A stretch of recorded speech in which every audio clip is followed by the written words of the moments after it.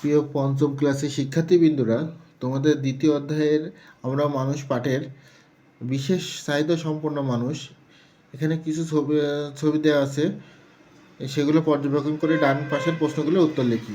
এখানে প্রথম প্রশ্নেই শ্রেণীকক্ষে প্রবেশের জন্য র্যাম্প করা হয়েছে কেন? এর প্রশ্নের উত্তর হবে, এখানে দেখা যাচ্ছে দুটো ছাত্রী এবং একটা মেয়ে হুইল চেয়ার নিয়ে ছাত্রীকে ঠেলে নিয়ে যাচ্ছে।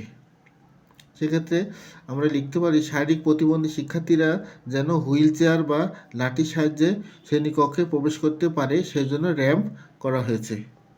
এখানে পরের চিত্রে দেখা যাচ্ছে শিক্ষার্থীরা কানে কি লাগানো আছে, এটি কেন প্রয়োজন হয়? শিক্ষার্থীরা কানে শ্রবণ যন্ত্র লাগানো হয়েছে, এটি প্রয়োজন হয় কম শোনা বা শোনা শিক্ষার্থীদের না শোনা শিক্ষার্থীদের কথা শুনতে সাহায্য করে। তৃতীয় ছবিতে আছে শিক্ষকের দেখানো ছবিটি ভালোভাবে দেখতে শিক্ষার্থীরা কিসের সাহায্য নিচ্ছে? এখানে ছবিটি চিত্রের মাধ্যমে সহজে বোঝা যাচ্ছে এতে শিক্ষার্থীরা শেখা সহজ হচ্ছে এবং মনোযোগ বাড়ছে।